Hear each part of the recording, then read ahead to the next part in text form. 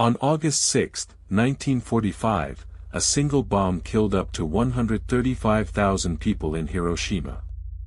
The decision to drop it, the debate inside the U.S. government about whether it was necessary, and what happened to the survivors, parts of that story were classified for 30 years.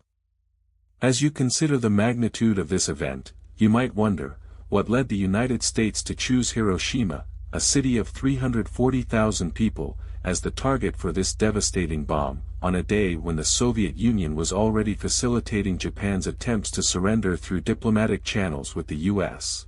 With the first meeting between Japanese Ambassador Naotake Sato and Soviet Foreign Minister Vyacheslav Molotov taking place on July 11, 1945.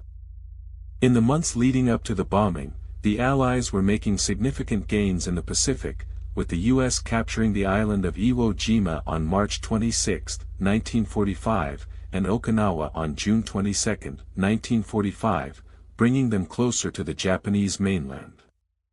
The Potsdam Declaration, issued on July 26, 1945, by U.S. President Harry Truman, British Prime Minister Winston Churchill, and Soviet leader Joseph Stalin, called for Japan's unconditional surrender, with the alternative being prompt and utter destruction, as stated in the declaration's final paragraph. The Japanese government, led by Emperor Hirohito and Prime Minister Kentaro Suzuki, was divided on how to respond, with some factions advocating for surrender, while others pushed for continued resistance, as documented in the diary of Japanese Foreign Minister Shigenori Togo. As you examine the events of this period, you might ask, how did the U.S. government's perception of Japan's willingness to surrender influence their decision to drop the atomic bomb, given that Japanese Ambassador Naotake Sato had already approached the Soviet Union about mediating a surrender on July 11, 1945.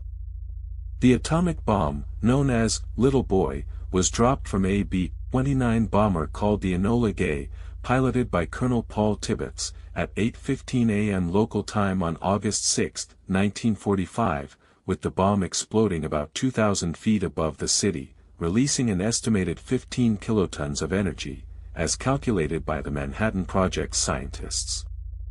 The blast and subsequent fires destroyed nearly 90% of the city, including the headquarters of the Japanese Second Army, which was responsible for defending the southern part of the country, as reported by the U.S. Strategic Bombing Survey. The U.S. had chosen Hiroshima specifically because it had not been bombed before, allowing for a more accurate assessment of the bomb's effects, as stated in a memo by General Leslie Groves, the head of the Manhattan Project, dated May 30, 1945. As you consider the scale of this destruction, you might wonder, what was the immediate human impact of this event, with survivors like Tsutomu Yamaguchi, who was on his way to work when the bomb exploded, describing the scene as apocalyptic, in his testimony to the Hiroshima Peace Memorial Museum.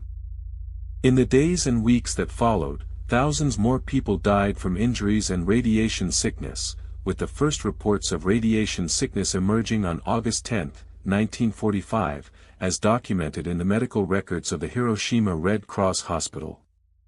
The U.S. government suppressed classified reports about radiation sickness for 30 years, until they were declassified in 1975, revealing the full extent of the suffering, as reported by the New York Times on June 29, 1975. The aftermath of the bombing saw a significant shift in the Japanese government's stance, with Emperor Hirohito intervening to break the deadlock and push for surrender, as recorded in the Imperial Rescript of August 15, 1945, which was broadcast on Japanese radio at noon.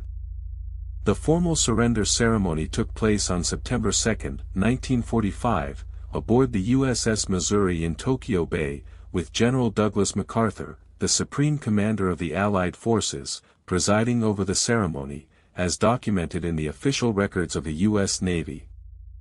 As you reflect on the consequences of this event, you might ask, how did the experience of Hiroshima shape the post-war world, with the creation of the United Nations in October 1945, and the establishment of the Atomic Energy Commission in 1946, to regulate the use of nuclear energy, as stated in the Atomic Energy Act of 1946. The survivors of the bombing, known as hibakusha, continued to suffer from the effects of radiation, with many experiencing long-term health problems, as documented in the medical records of the Hiroshima Atomic Bomb Casualty Commission, established in 1947.